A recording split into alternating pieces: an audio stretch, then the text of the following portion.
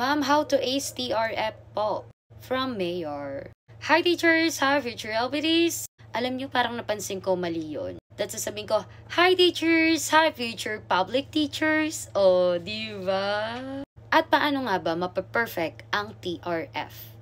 O Teacher Reflection Form. At alam nyo ba, sa totoo lang, minsan yung mga nagpaparank dito bumabagsak. And hindi ko kayo masisisi. Ako sa totoo lang aaminin ko sa inyo, nahirapan din ako. But in God's grace, o diba na perfect natin ang TRF. At dito nga sa DepEd ranking process, at sa totoo lang ginawa na natin tong series. I-share ko sa inyo paano maka-perfect ng demo ng TRF, paano maging rank 1 or rank 2 without experience, without education.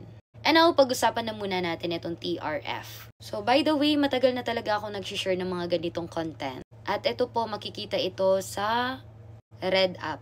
Paano gumawa ng lesson plan, DepEd requirements, like that. And nandito din yung paano maka-perfect score sa demo and TRF. Ayan.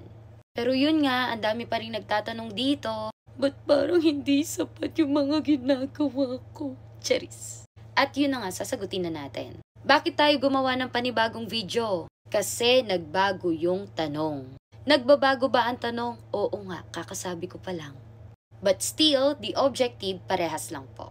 At wag na natin patagalin pa, umpisa na natin sa Objective 6. At paano nga ba sagutin itong TRF na ito? Okay, para sa mga hindi pa po aware what is TRF, again, that is a Teacher Reflection Form. Wala nang interview, kundi ito na yung interview. Wala nang English Proficiency Test kasi dito natitingnan paano kayo mag-English. Dito na rin kayo sasagot ng mga tanong which is parang sa interview na rin. At ito na yung TRF which is 25 points. O, diba nanakot tayo dyan? Yes po, 25 points po yan sa DepEd ranking.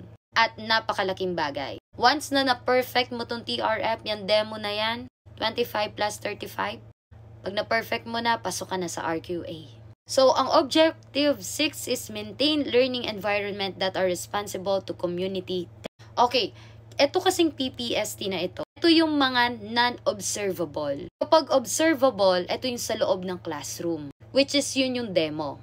Pero itong sa TRF, mga non-observable. Ibig sabihin tungkol ito sa mga ginagawa mo without the observation ng ibang tao. So, itong TRF na ito, so, ito yung non-classroom observable objectives. So, umpisahan na nga natin dito. Itong TRF na ito, sasagot kayo ng essay.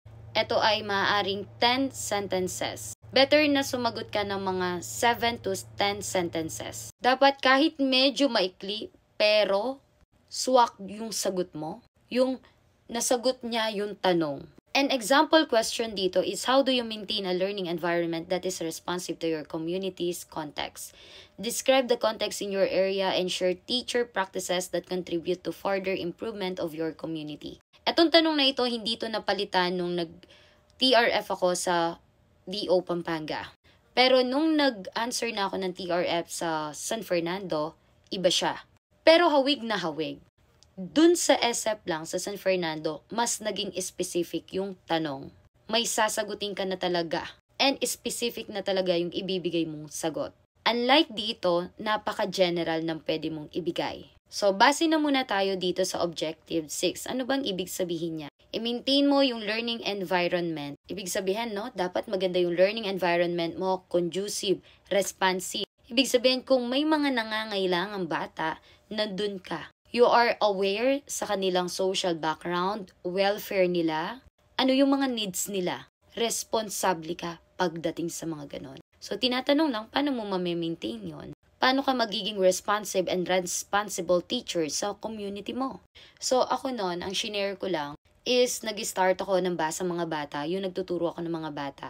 Sa madaling salita, magpakatotoo ka. Magbigay ka ng real life situation na ginagawa mo as a teacher. Pero kung wala ka pang experience, ano na lang sa tingin mo, what if mapunta ka sa lugar na yon, ano yung pwede mong gawin? Paano ka maging teacher? So, yung pinakasagot dito, dapat nga, alam mo yung background ng mga estudyante mo, yung status nila sa buhay, yung needs nila, iniisip mo yung welfare nila, yung learning style nila, inaalam mo din. Nakikipag-communicate ka sa mga magulang, tumutulong ka sa community ninyo. So, yun yung parang general idea. And di ba, nalaman mo ano yung mga background nila, status nila, and ano yung gagawin mo. Lalo na kung mahihirap. Okay, yun yung general idea na pwede mong isagot and i-elaborate mo na lang. At ito yung specific na tanong na. Ang sabi, what if daw, sa community ninyo, yung mga bata doon, wala silang baon? Papasok silang walang baon. Actually, no, minsan lilituhin ka ng tanong kasi you have to relate yung objective 6 dun sa tanong. Pero iisa lang din naman ang tanong. Iisa lang din naman ang tinutumbok. Ang gustong iparating, ang pinopoint. So, yun nga, may mga estudyante ka, so, dun sa community ninyo, yung mga bata pumapasok na walang baon, walang pagkain. And ano ang gagawin mo as a teacher? Yun lang yung tanong. So, di ba, may feeding program, pwede kang magbigay ng baon sa bata, not in a way na mapapahiya siya, na hindi mo rin siya sasanayin, kakausapin mo din yung community ninyo, yung parents, partnership, hingi ka ng mga sponsors, mga ganun. Yung mga batang nahihirapang magbasa, mas tulungan mo sila. Mas bigyan mo yung mga nangangailangan. Suportahan mo sila. At dun papasok yung responsive ka sa community. So yun, i-elaborate nyo na lang at bigyan nyo ng kwento. So, mas maganda ang mga sagot nyo dyan, mga 8 to 10 sentences. Kasi minsan talaga malilito kayo ng konti sa tanong. Pero isa lang talaga ang objective niya. Paano ka maging responsible and responsive sa community ninyo? And that is our objective 6. And let's have part 2 ng ating TRF. And now, let's have part 2 ng ating TRF. Paano nga ba makakuha ng perfect score sa ating TRF? May sample readings ka ba, ma'am, sa TRF? I-share natin kung ano yung natandaan natin. At ngayon nga, dito na tayo sa Objective 7, which is review regularly personal teaching practices using existing laws and regulations that apply to the teaching profession and the responsibilities specified in the Code of Ethics for Professional Teachers. So, ibig sabihin nito yung Objective 7, dapat as a teacher, we're aware sa Code of Ethics. So, may tanong dito doon sa DO Pampanga. Hindi lang sa DO Pampanga, ito yung general questions kasi. How do you develop your teaching practice in accordance with the existing laws that apply to teaching and the responsibilities specified in the Code of Ethics for Professional Teachers? How do you develop teaching practices in accordance with existing regulations? As you can see, yung Objective 7, yun, and then gumawa lang sila ng question which is related nga sa Objective 7 na sasagutin natin. Ang tinatanong lang naman dito, paano tayo kumilos as a teacher? Alam ba natin yung mga Code of Ethics? And paano natin ina-apply ito? Paano natin na-maintain itong mga Code of Ethics na alam natin? At yung mga dapat nating gawin. So, yun lang yung tinatanong doon. Paano natin na-develop and paano din natin na-apply sa pagtuturo natin? And ito yung specific na tanong dito. Doon sa SF naman. Ulitin ko po ha, ang TRF kasi nagbabago-bago ang tanong. Hindi siya totally, ito yung pinakatanong, pero related. I mean, ito yung tanong but not totally exactly na tanong. Ang tanong naman niya dito, may isa kang estudyante at yung magulang niya nagrereklamo. Nagrereklamo siya about sa grades ng anak niya at ano ang gagawin mo. So, yun yung sasagutin nyo doon sa pinaka-specific. Okay, sige, sagutin natin to. Paano mo ba ma-develop? Of course, ang dapat mong gawin, manood ka, magbasa ka lagi nitong Code of Ethics, yung mga laws about sa teaching, regularly, sabihin mo, 'di ba? Ito yung guidance natin.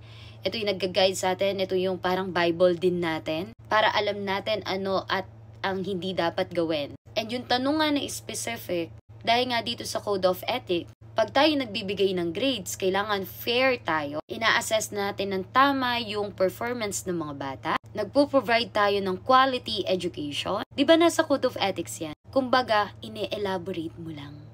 And then, ina-apply mo sa teaching practices mo. So ako, yung sagot ko naman nun, yung grades kasi ng bata, pwede mong ipakita. But, yung grades lang ng bata, yung score lang ng bata, yung grading sheet lang ng anak niya. Hindi mo pwedeng ipakita yung ibang score ng mga kaklase niya. And yun, kapag napansin mo na sabihin na natin nagkamali ka, ako kasi noon sabi ko, kung magkakamali man ako, kakausapin ko ng mabuti yung magulang. Kahit hindi man ako nagkamali, kakausapin ko ng maayos yung magulang. Explain ko sa kanya bakit ito yung grades niya, ito yung nakuha niya, ganon. Then kung magkakamali man ako, tatanggapin ko yon ng maayos. And hihingi ako ng sorry, ng pasensya.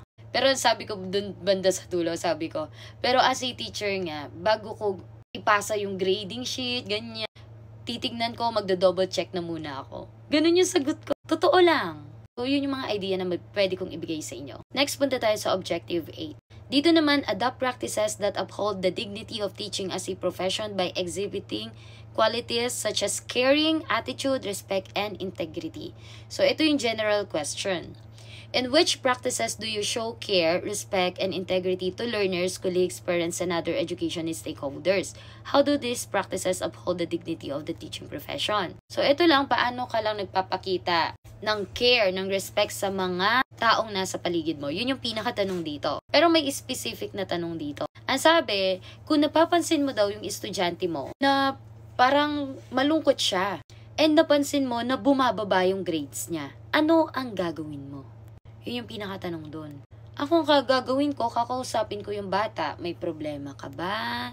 Anong nangyayari sa'yo? Tatanungin mo siya in private. Huwag mo siya kakausapin na sa harap ng mga kaklase niya, sabi ko ganun. Alam nyo, yung pagsagot dyan, maging totoo lang. Genuine answer lang talaga ako. Tapos sabi ko, kakausapin ko rin yung mga magulang niya. Yun nga kaya nga papasok dyan yung caring attitude, respect, and integrity. And then, papayuhan ko yung bata, ganyan yung gawin niya, ganyan. Ano ba ang gusto niya? Kung pababayaan niya yung pag-aaral niya nung mangyayari. O kapag inayos niya, ang problema, hindi dinadala sa school. Which alam nyo, itong TRF na to, nadadala ko rin siya hanggang ngayon sa mga estudyante ko. So, ganun lang yung mga tanungan at pwede nyong isagot.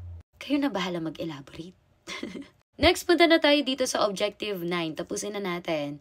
Participate in professional network to share knowledge and to enhance practices. General question niya, ano yung mga co-curricular or extra-co-curricular organization ng mga sinalihan mo or mga trainings at paano mo ito nagagamit sa pagtuturo mo? Paano ka natulungan nito na ma-develop mo yung sarili mo?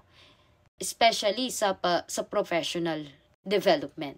So, yun. Explain mo lang ano yung ginawa mo sa training, paano ka natulungan nito, anong naituro nito. And that's it! Yun lamang po ang ating TRF.